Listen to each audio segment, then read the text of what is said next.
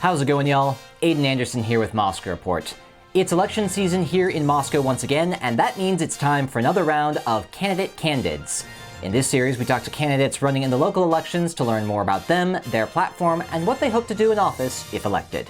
We're focusing on the city-level races this year, and in this video, we have Moscow City Council candidate Evan Holmes. Let's get into it. You are full of energy today, it seems. Yeah, we've been watching squirrels and birds here in the yard, and you can't help but feel a little nutty. No, wait.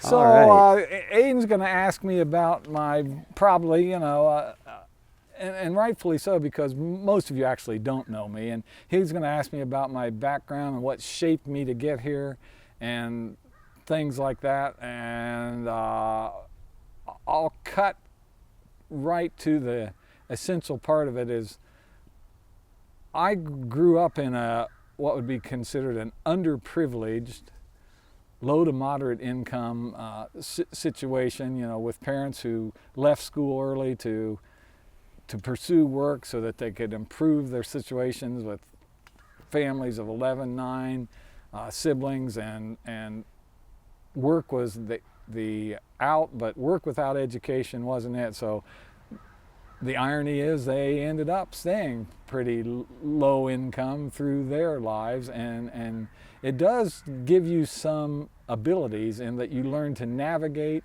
and you learn to be selective about what you do. Although there's a lot of cracks to fall through, I feel fortunate I didn't fall through the cracks, or if I did, I landed here. So that gets me to bringing up that background is all blue collar type of work, and understanding through dozens of relatives and all that what it means to be on the cusp of struggling all the time.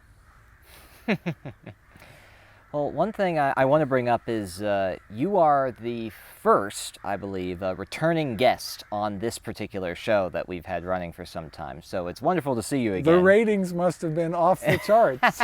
Exactly. Right. But I do have to ask, because when we first interacted, you were running in 2023.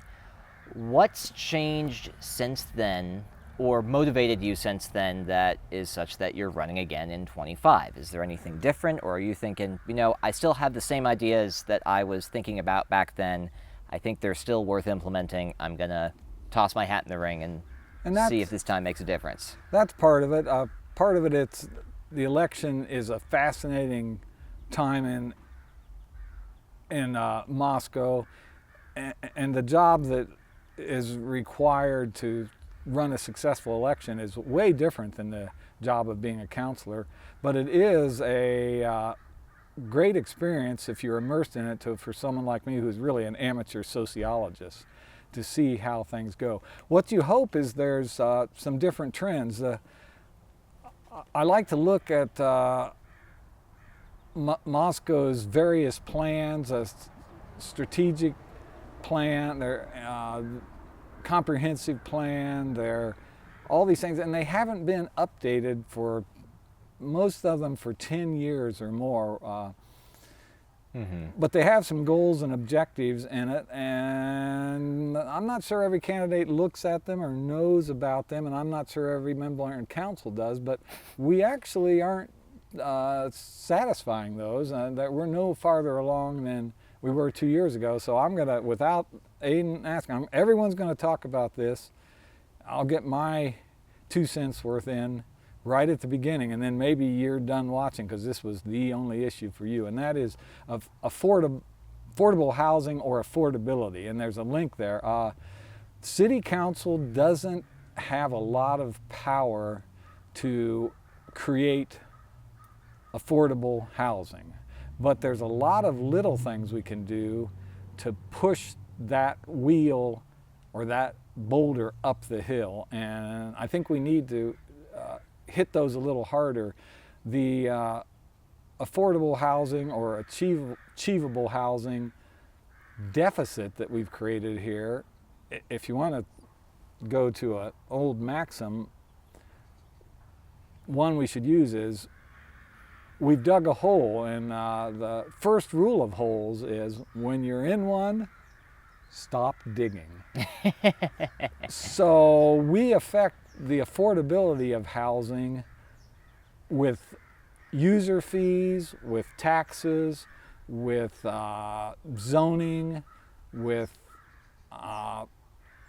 the streamlined process towards streamlining the process for development. So there's little things that we could nudge to try to get us out of the hole so that we don't all feel the effects. And this isn't just people who are looking for a place to live. We all feel the effects of affordable housing deficits because it creates a workforce deficit that means the cost of goods, services, of constructing and all that have gone up because there's less competition for meeting those needs, and so those that do offer services are able to charge more. So we all feel it. So that whole has a lot of little aspects to it that city council can work on. So if everyone's sincere about that being our number one consideration, then we've got to do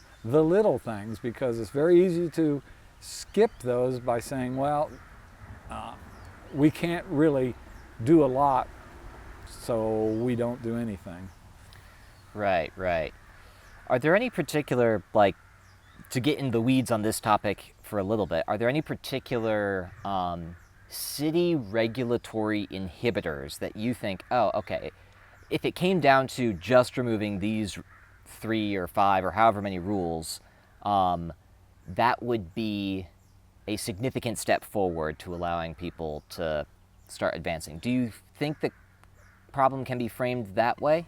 Or are there things that, rather than removing, that the city needs to add to the process to help speed it up? Well, there's both. Mm-hmm. And what we can add, and it's limited in Idaho, but the state laws do allow a housing trust, and with that it opens up the doors for groups, whether they're co-ops, whether they're a group of people that want to buy some land and develop it. It opens the door for them to secure financing or grants in ways that an individual cannot. So we could work harder, or the county could. Some governing body has to create the trust. I wonder sometimes if it's better off in the county, because really the developable land is in the area of impact, and initially is in the county, and then once it's developed it gets annexed. So we'd have to explore that. So that's something we can add. We can also encourage more creative use of plan unit developments, where you could take a 10-acre parcel that might have the potential for 5 lots on it and put in some mixed use, even commercial or retail, some multi-family and some single-family smaller homes to once again push that ball a little farther up the hill. The other thing we can do is, and I actually mentioned this to council maybe 15 or more years ago, is to delay the collection of development fees till the end of the process, meaning that, and it's burdensome. I've been a contractor here for 35 years, and although I do remodels and restorations of existing houses, usually older ones, I do have friends that are more in the build new houses and speculate on it. They gamble and to find buyers, but to do that you have to pay your sewer hookup fee, your water hookup fee, all those sidewalk fees, everything up front before you can start. So you're often another $10,000 to $15,000 in the hole. And at that time, when I mentioned it to council, I said, maybe it'd be better if we'd collect those after someone has developed a lot and they have a house on it's for sale. We collect those almost like a miniature lien at the time that the house is sold. So the money's there, so that it's that much less that a builder has to borrow. Mm-hmm. So there's a little thing, there's something we add, there's something we take away, and then the other thing that creates workforce housing, at first it's rental housing. So when we talk about affordable housing, I like Scott Sumner's word, it's achievable housing. It's achievable housing is a two-step process. It almost always starts with renting. Renting usually what you would call a substandard quality of life, but tolerable, while you save money to make the investment by buying your home. So the apartment, the condo you rent, even renting a house is a step in the right direction, but it's not the ultimate thing. And we want the ultimate thing. We want people to be able to buy homes. I'm really disturbed that in the 10 or 12 years we've been talking hard about affordable housing here, the exact opposite has happened generally in the Western U.S., that the age of the first-time home buyer is no longer in the late 20s or age 30. It's approaching 40 years of age. And so these people who buy houses invest in your community. They are concerned about water and sewer. They have input on safety and police service and all that thing. They move from being observers, maybe loosely, of the current situation to participants. And then when you move from being an observer, which you might be as a renter, you become a participant when you own a home, because you're now running a small business when you own a home. It's a micro business.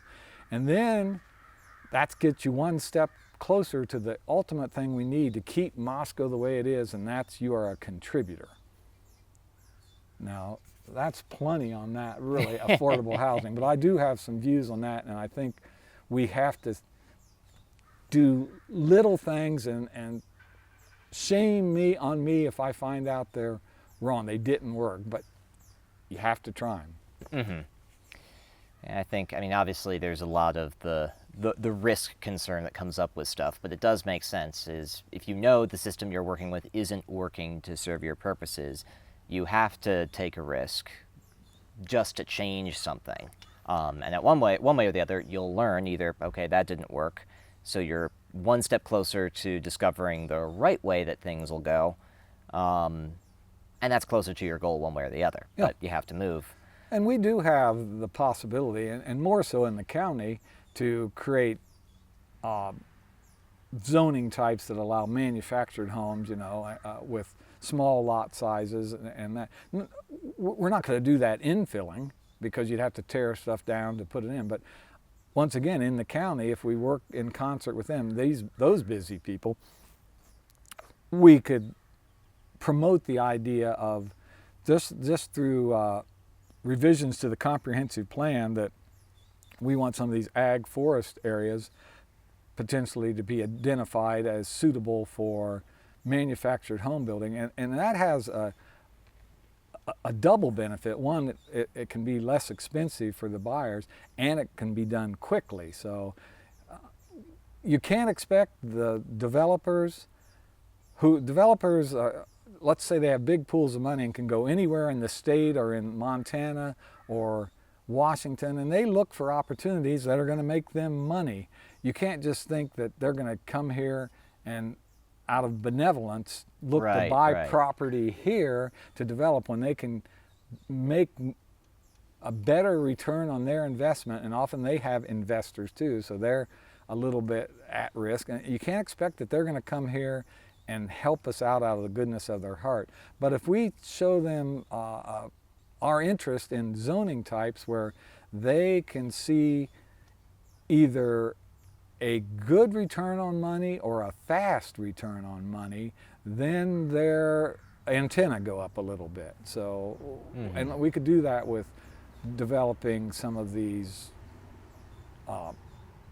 manufactured home or even some tiny home type communities, which has happened in a lot of places. There's tiny home communities, and I've known people that live in them and say it's actually great, especially for single people or retired people that don't have kids anymore.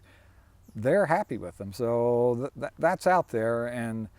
But don't think the builders who build single family homes are going to drop down to building 750 square foot homes like Levittown after World War II, and when there's still a market for bigger homes that sell at $600,000 to $700,000. If we wait for that market to dry up, so the builders say, well, there's no more people that want to, that want to buy this, so we'll go build these smaller homes where there's less profit and just as much red tape, if you will, and permits and all that, but a little less profit and less employment time for their crews.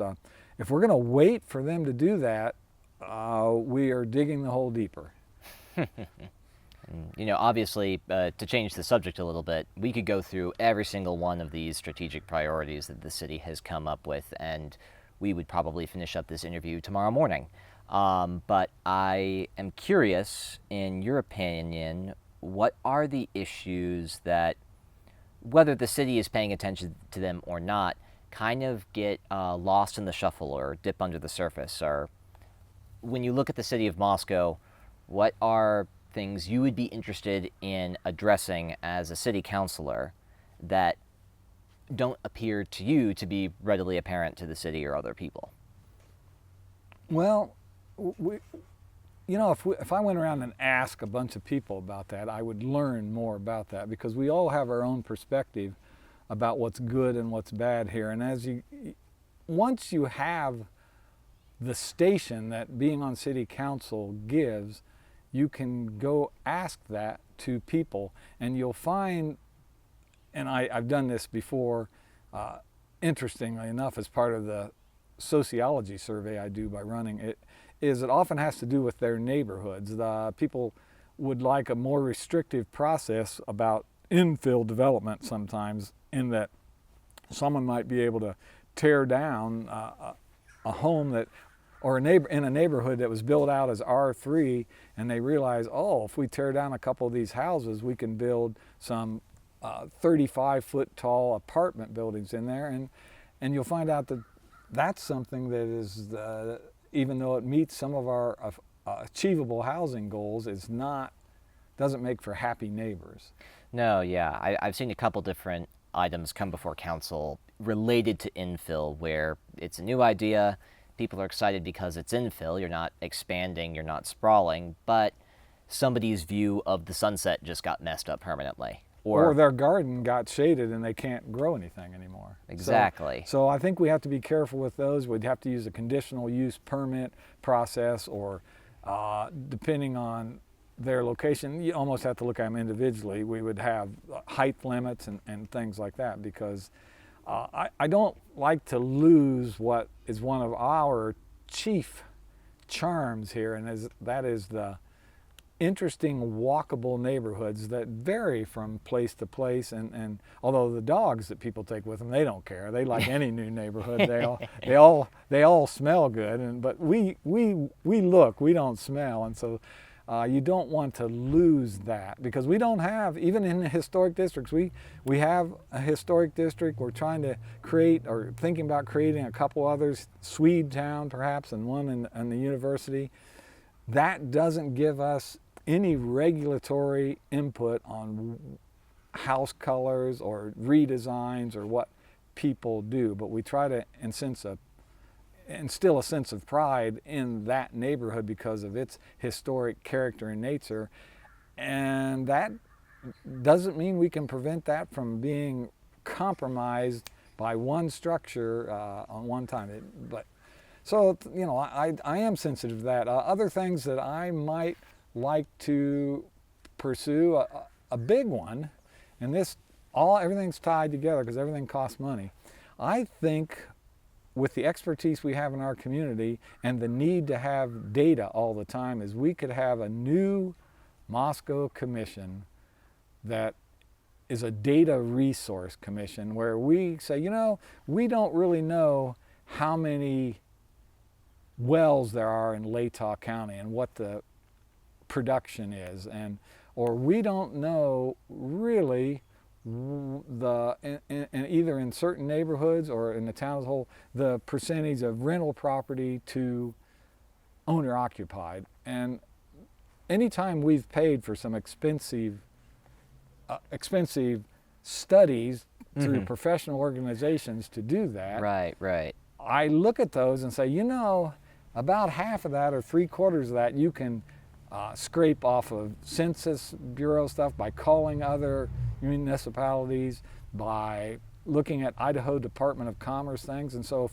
I'm not saying that city councilors or city staff have time to do that, so we often pay $20,000 for this study, $40,000 for that one, some preliminary designs that might cost $100,000, and you scratch your head and say, if we had somebody just gathering that data, that people that enjoy doing it anyway, and then gave them some direction now and then, we might actually have that ahead of the curve before we suddenly need to know what's the tax base in other towns. And I've actually done this before. I've looked at, the last time was probably about 2015 or 17. I found similar sized towns in Nebraska, Wyoming, western US, and I didn't include California.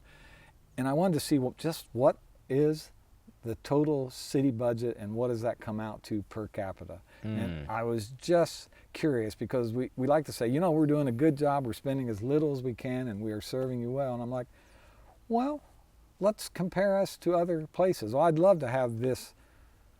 And it takes time because you have to call places, and it's getting a little better with the internet because a lot of places publish their budgets, as you can find it, but it still takes time. We have a 300-page budget document, and you like to know, say, well, what is another town with 25,000 people that's similar to us, somewhere in Montana, somewhere in Washington, somewhere in Oklahoma, what is their police protection cost?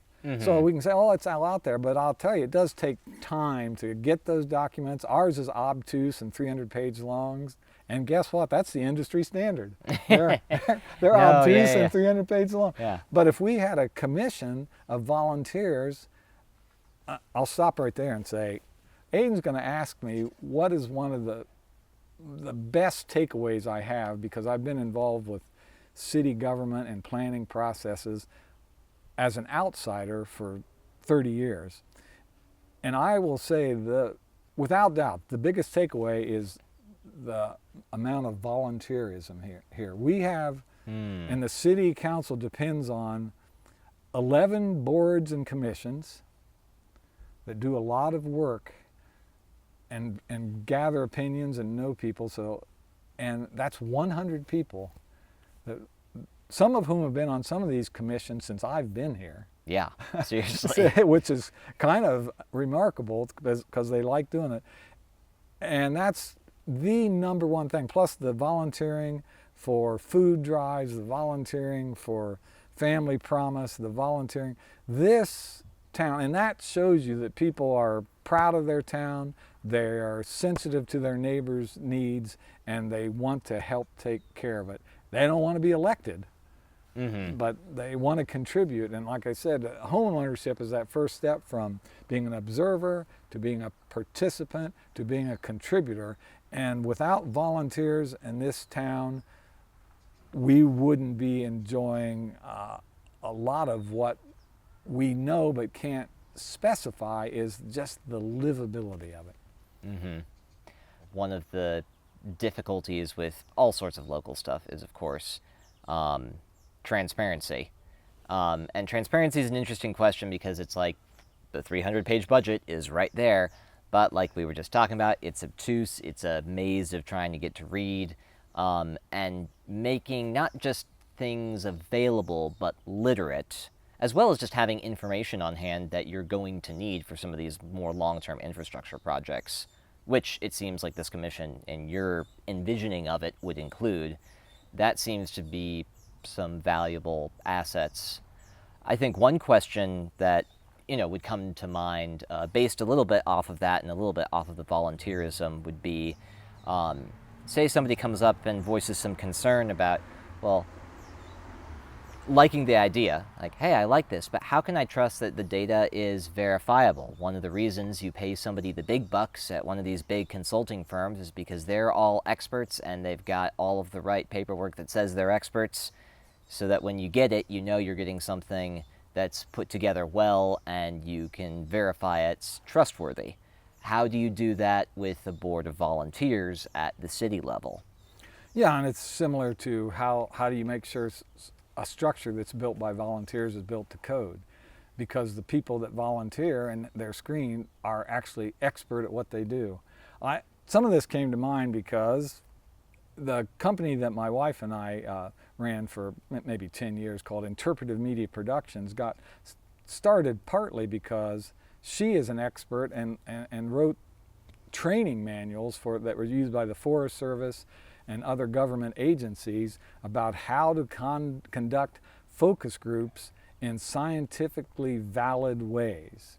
She is an expert. She doesn't do that anymore, but she knows what she knows, and there's other people around that. I think engaging in the process of evaluation is another thing that I would bring to city council, ignoring my new commission, they're off and running already, but we need to, and this comes from my building background, is you finish a project and you find out when you've got the big addition or you remodeled the house that there's an interesting way of looking at it. Is a guy that did that once that I read about used to say perfect is good enough. So he wanted his stuff to be perfect. And then when he ended up doing things on his own budget and building his own house, he learned good enough is perfect. And so when you build things and when you are spending someone else's money, potentially, at the end of that, you want to evaluate it and say, before the next one, and this, you hope people do this, is how could this be better next time? And sometimes meet with people you worked with and say, yeah, we did that well enough, but it could have been better if we'd remembered to do this and we met code and all that. So I think we can do that with council meetings, or at least I would think. I've seen some public hearings, I've seen some deliberations that need somebody to say, it's like sports teams, look at the tapes afterwards and say, we forgot in this whole thing, 60 people showed up in the room to watch us deliberate about, we'll say, spending money on, the favorite from our last time, we'll go spending money on snow plowing and all that. And we talked about it from our position of knowledge and having the city staff bring us up to speed about equipment and how much you can do and all that. But we didn't inform these 60 people are very interested what the number amounts are, what it is we're really talking about. I've talked to 3 people recently just going door to door and saying I'm running, and I said, did you watch this? And they said, yeah, but I couldn't quite figure out what it was, what was the debatable points. And I thought to myself, bingo, that's what I see is. And so we need to evaluate what we do. We'll do it if I'm on council, because I'll do it.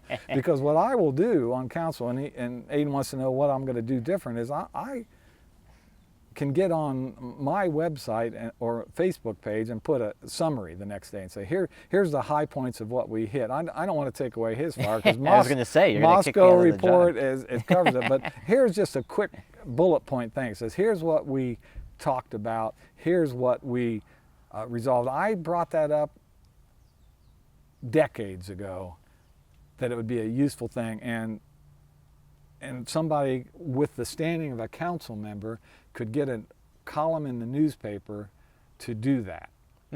And a council member did that for a while, took me up on it. I said, because I can't make all the meetings, which I actually did. And my viewpoint, right, and it was probably the most busy council member at all who shouldn't have been doing it, as Linda Paul. So she wrote, and she'd say, so she would flesh it out a little bit after the fact, and it was a wonderful thing, because sometimes the audience, and a lot of them are at home or watch it the next day, are left wanting, because there was a talk about whether or not to spend money on this or that, and no one ever brought up, what's the amount of money? Are we talking $200 here, or are we talking 10 million? You don't actually know. Just simple thing. So we need to evaluate. And Interpretive Media Productions, the company that my wife and I had, part of the process, and we started doing it, the service we offered, and we worked for the state of California, and we worked for the city of Moscow, and we worked for a lot of, the Forest Service, federal agencies, is we offered formative evaluation of plans, where you gather data first off and see if what you think you need is what you actually need in order to get to where you're going. Mm-hmm. And then summative evaluation, which I don't see around here, is okay, once you've done this, you establish your goals, and then you have measurable objectives to get to your goals. And with the city council, then does anyone look at that and say, oh, did we achieve what we said we are? Well, I look at, I have a list of city plans, the comp plan, and the strategic wants, and all that, and you wonder if, I've got some, here's some old ones that have been around for a while. When's this from? I think this is 2016 with the legacies, the things we want to make sure that we're doing at City Council. City Council came up with this, not me, and they say, we want to ensure, and this is done in 2015-16, well-planned, integrated, and appropriate affordable housing that accommodates steady commercial and industrial growth while preserving Moscow's close-knit community. Okay, there you go. Now you've set a goal, but in the plan, they didn't set objectives, and that comes from the mayor down. Okay, if this is our priority, every year you need to look at these. It's fine that they're on the books for 10 years, but you should look at them and say, okay, this is our priority, and we find out at election time that whether or not the public thinks that should be our priority. Now let's set some objectives for this year. This doesn't take a long time. Like I said, I've done this before. I've gone to communities like Jackson, Wyoming, and Swan Valley, Idaho, and I've gone to Heartline and Elmira, Washington, some really small communities, and suggested, and we sit down with members of the community and community leaders and say, let's see, and it's the same thing. Let's see if we can get you guys agreeing on stuff and find some way to identify this impediment to what you think makes a better town here, and push that boulder a little farther up the hill. Mm-hmm. And that's sometimes, and there's ways to do that. And one way that I think is important for the city council is to create objectives that are kind to the council. This is something we can do, so let's see if we can do that by the end of the year. Anyway. Well, that's the way it goes as well, because every year, forget the city elections for a second, every year there's some politicians saying that we're going to try and get XYZ done, or the people that I represent want me to focus on ABC.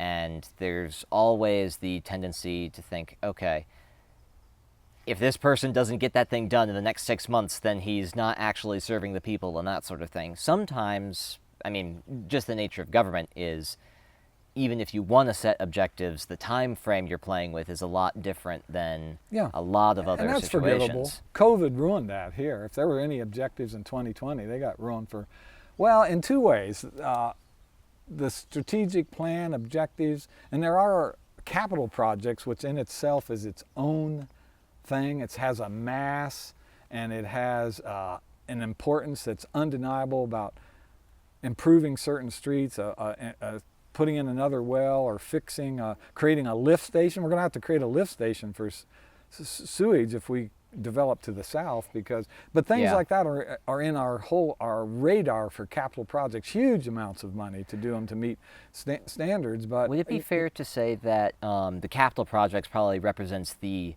closest you'll get to a checklist at the city when it comes to, okay, here's a thing that we need to do it, and once it's done, we can say it's done and move on to the next one? That's a pretty fair assessment. It's also one of those things, nothing's going to come off of it. So you almost don't need to restate it as an objective, but it would be nice to show every year for every one of those what are, that's the goal, what's the objective, and what measurable step are we going to take this year. Objective means nothing if you don't include a way to measure your progress towards it. And so it'd be good to do that. But on city council, you'll be overwhelmed by that. I mean, that's going to be a lot of the money and a lot of what has to be done because people expect that. That we're going to have trash collection and water is going to be supplied, and we're going to collect sewage and my favorite, and we're going to filter it and clean it and cool it to the extent that we can put it into a stream bed so that salmon could live there, and the salmon aren't going to come unless the dams are breached, but that's what we're required to do. And the salmon are down there on the other side of Lower Granite Dam saying, wow, there's a stream a couple hundred miles up there with cool, fresh, vibrant community awaiting us. No, that we've kept it secret from the salmon that we're creating a salmon stream out of our effluents, but anyway, everyone expects that, and a lot of the job of city council, and I've said this term before, is clerical. 80% of what you do is making sure those things happen. Mm-hmm. And the capital projects make you feel good. I mean, some of them were accelerated or enhanced perhaps by COVID, even though I said COVID a minute ago really interrupted everything, but then a lot of COVID money came in. Mm-hmm. And so you saw, the whole budget process and the thinking got changed because now we have this money to spend in a year or two, and it has to go, it has, mm-hmm. every bit of money has strings attached. If you run, I run as a nonpartisan, independent person, and partly because of what I just said there. And I try not to solicit campaign donations just despite needing them, because every campaign donation comes with that little bit of sense of obligation to satisfy the entity or the person that it came from. That's human. We can't escape that. Campaign donations would be great if, and this was suggested at one time on the national level, that they all just go into one big pot. You donate money to the campaign, the presidential campaign, and they draw out of it equally. So if you want to have a well-run campaign with a lot of advertising as ways to get the money out, let's put $1 billion into it, which now, I'm not looking for $1 billion in donations to run my campaign here, but if I was running for president, I would. So people were like, let's put $1 billion in that and not know who it came from, so that you don't feel obligated to satisfy some interest that is tied to. Alternatively, everybody could say, you know what, we're not a big fan of the campaigning thing anyway, so we're not going to give any money to this. And then they'll just have to figure it out from there. Right, you'll have to be an influencer with social media instead of with money. Right. Yeah. How has it been? I mean, obviously we're only, 3 weeks now into the campaign season, so to speak, since the filing period ended up. Yep. How has it been compared to previous years? Well, the cutoff date was a little earlier. Often the cutoff for filing ends like September 7th or September 10th, so I don't know if that was intentional or just something odd about it. So it added another 10 days. I did just have a conversation with County Clerk Julie Fry about this. There was some change at the state level legislature that allowed for, I don't know if it was an extension or a shortening of the period of time, but there's a change where there's an extra week after the filing deadline for people to either withdraw. Oh, that's why. And then you're locked in. I think they did that because it allows for it's much better for the people who are doing the actual ballot printing and electioneering side of things. I understand. To take care of that side of things. Well, see, this is the reason I invited Aiden here today. Because, and here, you find this out, I would wager, my wife would say this, some other people say this, that because of my past involvement with the city and my watching the processes, and that I know a lot about how we got to where we are, or things happen, and I'll tell you right now, I don't know nearly enough, but you can find it out. I'm a good processor of information. I'll be surprised on city council the things that I don't know, because I think I've been exposed to so much. But I'm happy about that, and I can handle it. But it's it will be, and that's part of the job. And study is part of the job, and I like to point out that an attribute I bring is another little sports metaphor. At the end of the process, and all the abilities you look at for your team members, sometimes the best attribute, the best ability is availability. And there's meetings to go to, there's presentations that aren't official committees or council meetings that are just interesting because we're at U of I and WSU where there's renowned political scientists in their field, and there's statisticians that do studies on demographics. And you can go and talk to them and learn stuff about it, but it takes time, and it's not in the job description. It could make you a better counselor and make you even more time crunch than you are already. But I'm available to do some of those things, and I have an interest in them. So I like to tout that as one of my assets as a counselor. That is something that a lot of people don't recognize off the bat when they're paying attention to city politics, is that a lot of the people on the city have another full-time job that is where they are making most of their money, spending most of their time, and a lot of this is in addition to that, despite all the responsibilities and obligations, or potential responsibilities and obligations that comes with it. And so, yeah, if you have the time, that just makes it that much easier to be more involved in more ways. And you may have picked up from this recording we're doing here is I spend some time on it anyway, and no voter told me to go do it.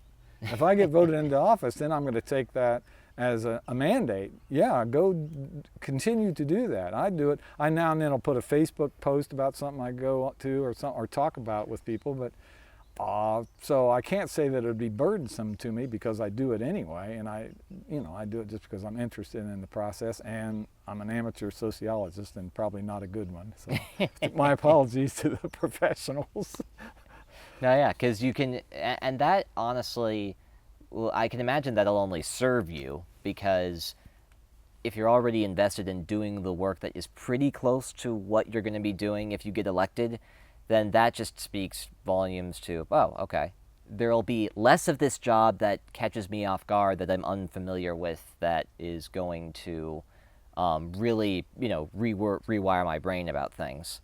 But there's a lot of people I've seen run for office who, regardless as to the quality of the ideas that they have and the things that they're interested in, they show up to the job once they're in office and they're like, whoa, what did I sign up for?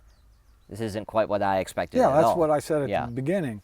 The thing that makes you good at an election, or that collection of inputs and efforts and all that, doesn't move to the job. Being a counselor is way different than being a candidate to be a counselor. Oh yeah, and as one guy told me, he got on council once, he said there was an instant, and he couldn't believe it. He said, "What happened to the love?"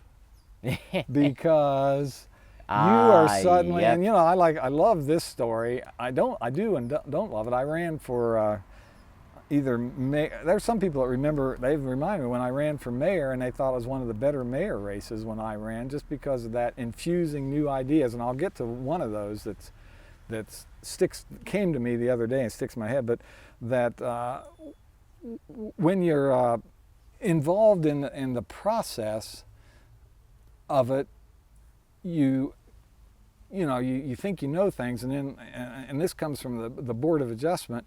So I ran once, and someone wrote some letters that went out on Vision 2020, which used to be an old listserv, and a lot of things that were actually false, but it probably influenced the election a little bit, that I was anti something. I won't even go into it, but because there's always something like that in campaigns. Because the Board of Adjustment approved something that created, and it was that's one of my assets I bring too, is I've been in a lot of these hearings where someone's going to feel like a winner and someone's going to feel like a loser, and at the board whether it's the Board of Appeals or the Zoning Board of Adjustment, we try to put conditions on to make something legal and to make the landing softer. But one of these that went through the board that I voted against, so it was a 4-to-1 vote, there was 5 people on the board, but the board did this thing, and I got lumped in with, well, and I was the only one, running. The board did this, which affects us, which is bad for this neighborhood thing. And I wanted to be able to stand up. It was too late. It's 3 days before the election. Say, I was the one that voted against it. By and by, didn't matter. So I don't know. That cost me. I got 4 votes that year, and I might have got 5 if it hadn't been. Right. No, yeah. And of course, back to your friend who became a counselor. Just the difference between, gaining support from all these different people who are supporting you, themselves as individuals. But once you're elected, and when you're in that position, you also have to serve all the people who didn't vote for you. And on top of that, there's just the idea of the city being, if you have an issue, if you have a complaint to make, you go to the man in charge. And they're going to resolve it. Mm-hmm. And then that becomes some element of what the job turns into, is you're dealing with a lot of just sort of negative conversations, or conversations that deal with... They come with... Yeah. And that, you expect that there's going to be some pushback on what you do with the budget, or with, we'll just say, snow plowing, or allowing moose to wander through people's yards eating their apples and the shoots off their apple trees, whatever we do that's wrong. That sounds a little personal. Right. Well, they do. I mean, moose used to be, when moose came into town, that the people would call the police, and the police would be there to make sure nobody got near them and all this. And then it got to be, they're here all the time. And then people thought, oh, aren't they cute? And you can take photos. And it's like, wait, they're eating my fruit trees. Exactly. It's like, they're a 1,000-pound animal that left the Moscow Mountain in the winter because there's nothing to eat up there, and your yard is full of it. So. But we're not going to have the police come and escort the moose off so they can eat your neighbor's fruit trees. The one thing that comes out of that, you mentioned the word that I want to emphasize, and that is the word anti. I am not running to be anti anything. A lot of people, we're getting polarized in this political climate, and the social climate and the religious climate in the country. So there's polarization, and so you hear a lot of verbiage, you see a lot, especially if you look online at stuff, which is maybe we should all just stay away from for mental health, that you can say, well, this is anti that and this is anti. I don't run on an anti platform. I'm like pro what we can do. I want everyone to succeed. In theory, everyone succeeds, and I have my own feelings about preferences, and you brought that up. You're serving everyone, but my preferences aren't going to rule the day. And if you come to me to say, I want you to express or show how you're going to be anti something or anti this, I'm going to say, you know what? I'm anti. And now, want to know personal feelings? I'm anti-homogenization. I don't like a community that is going to come out looking and feeling like every other one. I like the mosaic of different viewpoints, different types of architecture, differences of how yards should look and all that. I think that's great. So when we try to set standards for everything, or an expectation that this person should behave that way or this should look that way, I am anti-homogenization. But I can say that safely because it doesn't really enter into city council decisions too much. So, but I am anti. It just doesn't. It would not, and I could easily get into that, but it would not make me a better city councilor. That is an interesting way to think about it, because I think a lot of I try to talk to people about this in the sense that the national conversations and a lot of the attitudes, of course, they have a trickle-down effect and permeate anywhere, and Moscow's not immune to that, but the role that you're taking on doesn't really allow for addressing those things directly by means of the role. If you and I wanted to have a conversation about some differing viewpoint, sociological, political thing, we could. And we can do that after the election. Don't Right. make me do it before the election. No, yeah.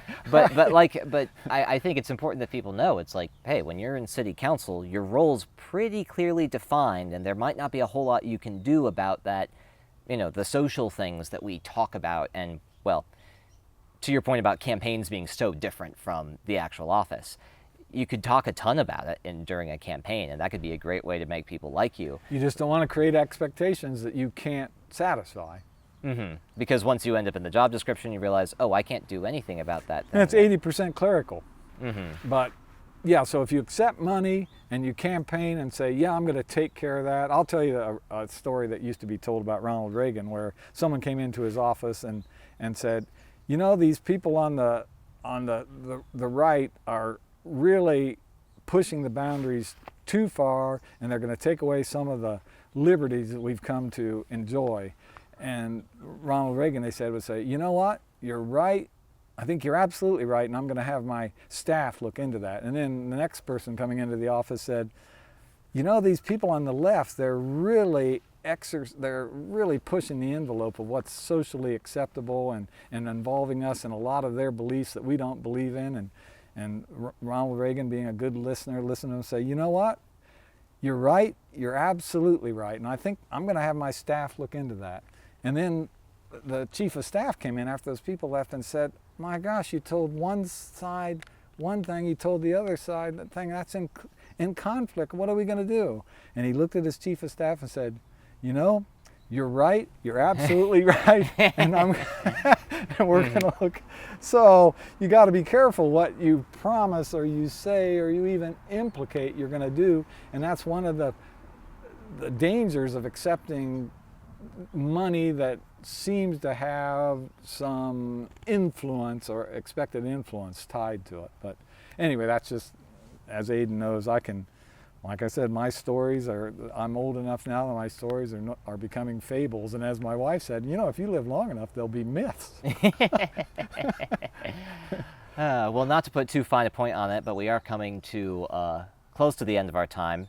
I want to give you the opportunity, though, if people want to find out more about you, your campaign, what you're up to, do you have any place you direct them? Are you going to be at any events sometime in the near future? What do you got going on there? I'll be at all the forums. The League will have one, NSA will have one. I expect the ASUI, the students at Idaho, will have one. I go to a lot of events, and you can talk to me at any of them. I can't predict. There'll be the alternate transportation, electric transportation fair at PCI. We'll probably go to that this weekend. I'm very easy to look up online. You can just put my name in Moscow, Idaho, and you'll be linked to my website, which I'm always churning stuff in there, which is interesting. I have a Facebook page, which also gets things. You can call me or certainly email me at moscowholmes@gmail.com.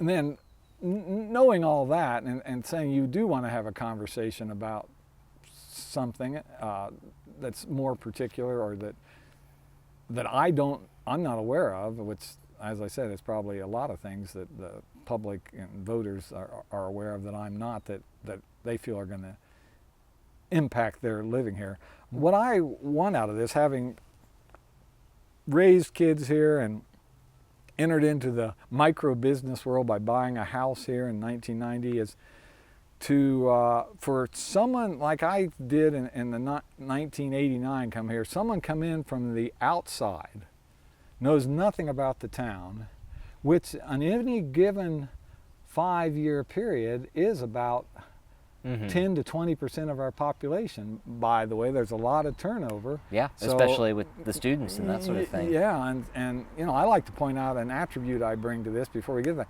is that I've lived in bigger places like Tucson, Arizona, the Bay Area of California, Boise, and participated in things there, and I've lived in small areas like Healy, Alaska, and Mineral, California, and this is just right. It's like the Goldilocks story. You think, oh, that's too big, that's too small. In the small places, I have great outdoor, rural amenities, but Moscow is just right. So, I wanted to point that out. And so what I want to have happen is when someone comes in here, when Evan Holmes and Nancy Holmes come in here, and it's going to be 2029 instead of 1989, their impression is that these people are proud of their town and they take care of their neighborhoods. And then the biggest one, and I've felt this here the whole time, they watch out for each other. And I would like that to be the takeaway that someone who doesn't live here emerges with. And some of those people then, and I've talked to them all the time, come back because of that. Because they don't find another place that's like that, that they're proud of their town, they take care of their neighborhoods, and they watch out for each other. I've got people that I share gardening stuff with that you in the audience would think, I don't know why you ever talk to that person. They're arch this or they're anti that, and it's like, yeah, but we do gardening together, or we take care of each other's pets, or and I've done it before here. A tree falls during a storm, and I have chainsaw experience, and you're gonna have to go to my website, because I've decided I'm gonna go in there and talk about all the things I've done in the cities, the projects we've done, whether it was the development of Berman Creekside Park, or it's just endless. But I've gone out in the night with a chainsaw and sawed down trees that have fallen on people's houses and dragged them away, and I can't say that they're people who I agree with politically, or we share a religion or anything. They just had a tree fall on their house, and it's a problem. So anyway, I want people to be able to see Moscow that way. Evan, thank you so much for your time, and it's been best a pleasure. of luck. Yeah, thank you. Vote often. And that was my conversation with Evan Holmes. As with all candidates, I highly encourage you to check them out yourself so that you can go into the election well prepared and educated. We'll have the relevant links posted with this video, and as always, if you have any questions, please reach out. I'm Aiden Anderson, and this has been Candidate Candids. We'll see you next time.